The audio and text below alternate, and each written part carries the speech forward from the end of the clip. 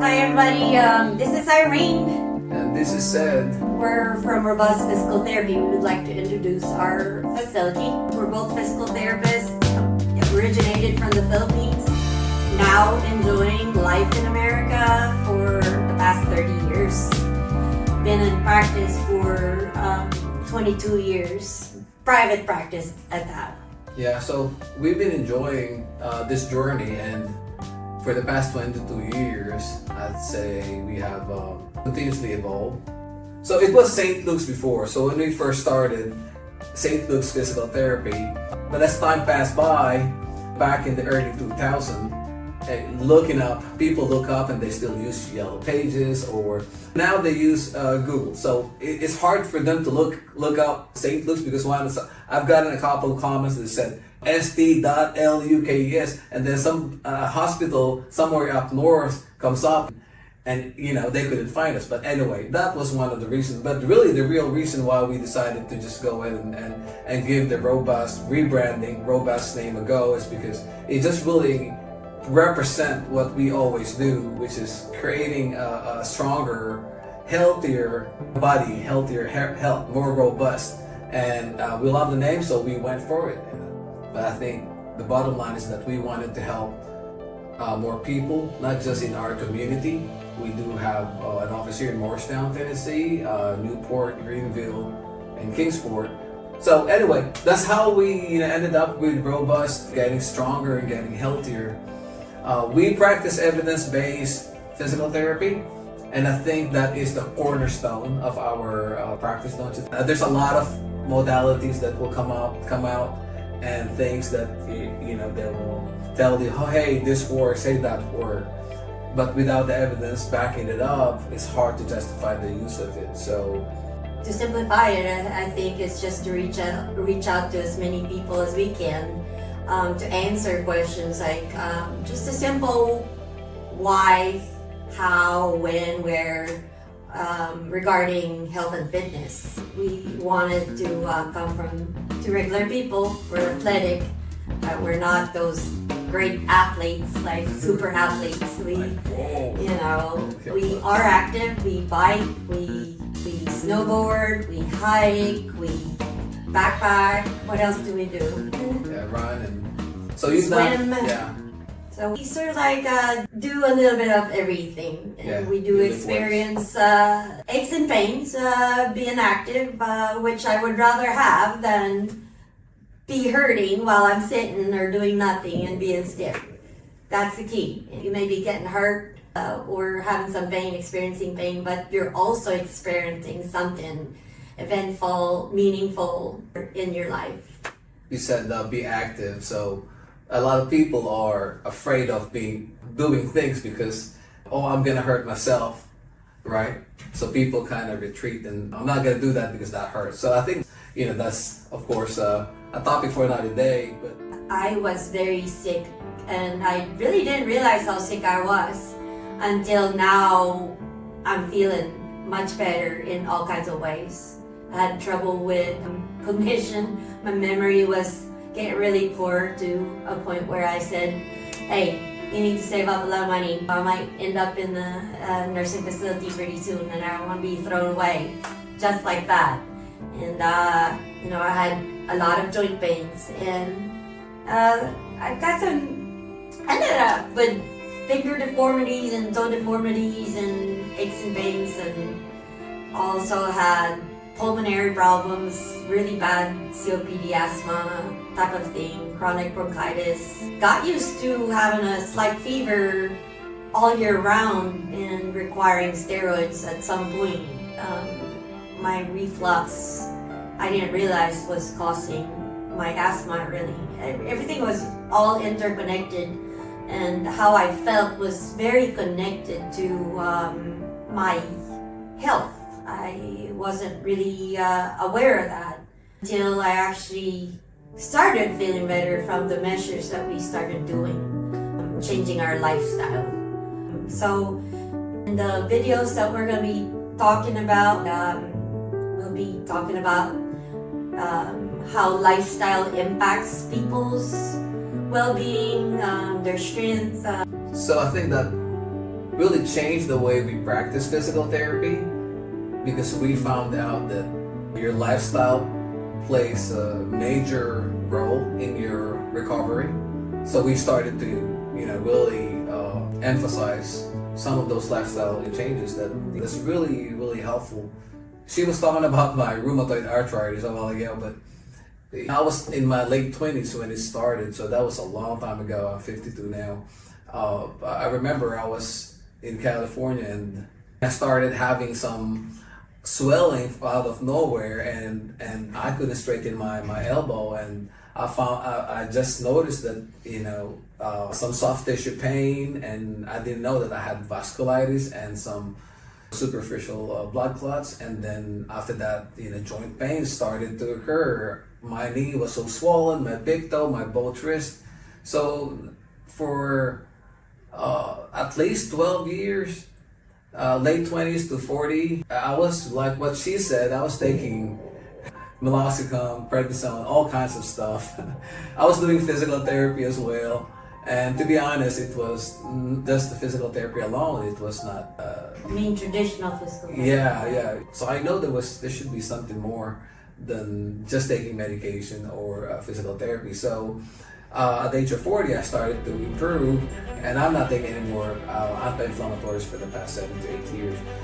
So changing the way I was really helped a lot. So that really transitioned our practice to traditional, physical therapy. Hey, your back is hurting. Let's go work on your back. You probably have some, and it just seems like, it was helpful, but short-term benefits is there. But we'd rather have long-term benefits. In the private practice setting, when you have a brick and mortar, you can just see so much people. But I know that there's a lot of people out there, here, everywhere around the world, and even the people over where we originally from, the Philippines. I know we can help a lot of these folks. A lot of our people, they don't have access even to physical therapy. No insurance. No resources. Those are the type of people that we wanted to reach.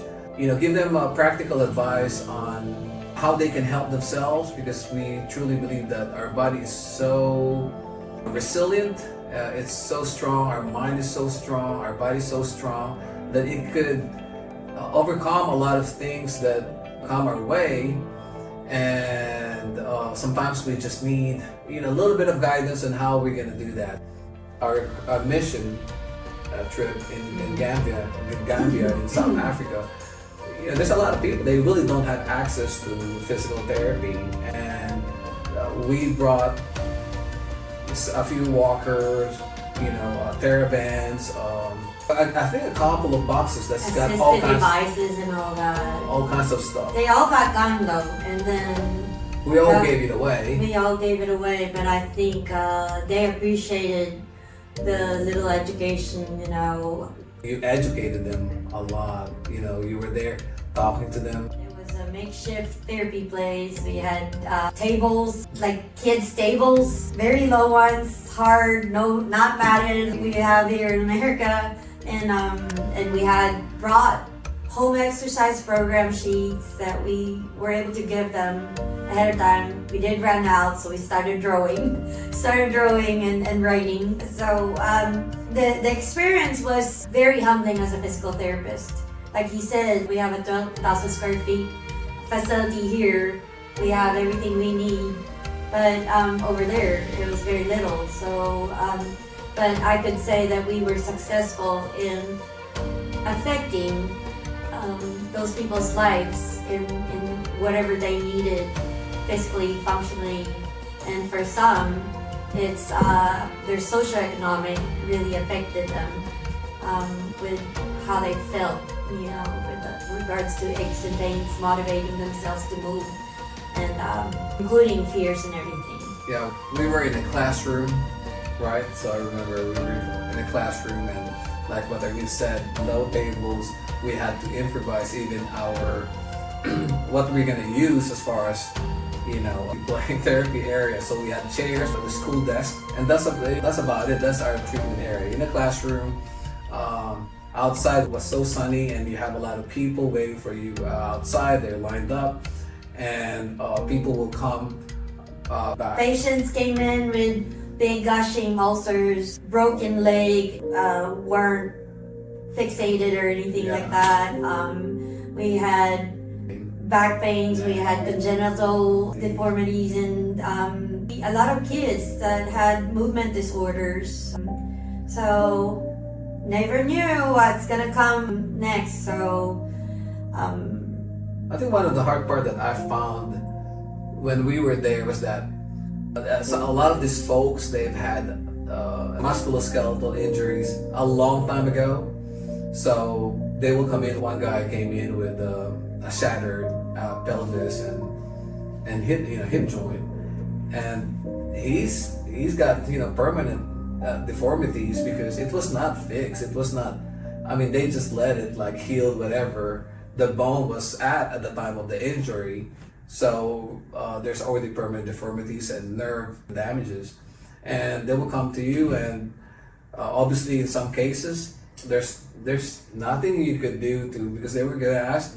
One of the guys asked me if he could still walk like normal people, but unfortunately he didn't have a doctor or somebody to tell him that some of the injuries are permanent damages. So that they have. In those cases, So- I mean, and helping them modify in order to be more functional is very appropriate. Yeah. Yeah. But for some, we also saw some people that were fearful of damaging their bodies Exactly. when they move certain ways, when they perform different things that are very, very crucial and very, very needed for everyday living, but then wasn't explained. And I know that happens here. I have a lot of patients that how am I gonna get out of this problem here? And so a lot of them were that way. A lot of them were experiencing pain all of a sudden from different various reasons. They're in pain and it hurts so bad, therefore I'm not gonna do it. There's a lot of that happens not just there, it happens everywhere. We become scared of doing things because it hurts and but how can you do it when you're in an environment like that where you don't have much at all? And what we found out that advising these people and focusing on their lifestyle is once, and what we call the biopsychosocial model, BPS model, helps us a lot, and we utilize that strategy of educating our folks, our people over there. How can they help themselves? And there's so many things that they can do without all this fancy equipment. And one example is that patient of yours that you saw. She came in with back pain, right? She hardly was moving, like she was shattered cane, very sad and depressed. And I should say that as a physical therapist, I think listening, asking questions, listening to their answers, letting them tell you really, helps us or helps me figure things out. And this lady, she couldn't hardly move, and started talking to her, started making her laugh, and then she started loosening up, talking about breathing and all that. A lot of people that has pain, they hold their breath, and they're very tense people, so they forget to relax and they forget to breathe. So just telling your patients to start with that, hey, you're holding your breath, don't hold your breath. And try to speak a little slower so you can, take your breath in between sentences or something like that. And then just making them very comfortable and explaining to them that things could be hopeful. I think that's very important. A lot of people that comes with chronic pain that sees us, or in that case in Gambia, they were hopeless. They don't really have very many health practitioners over there, and so giving them that advice to simple things like breathing, relaxing, and not fearing, and trying. Here's one thing that is very powerful that I think that I say is like, movement don't basically tear or break us up because we're robust. And we don't tear up that easy unless there's something wrong with our physiology. Weak bones and weak muscles tearing up easy. Otherwise, movement shouldn't break your bones, shouldn't tear your muscles or anything like that. So I always say that we were created with all these things that we have. We have joints, we have muscles, we have tendons, all of these have functions. And for as long as they exist in our body, we should just keep teaching them or relearning when we get hurt those functions back. So return to function is the key in this. It's as simple as like this woman can't bend over to put her shoes on, because she has been scared to bend over. So what do? Go through the motions with her. Assure her that she'll be okay.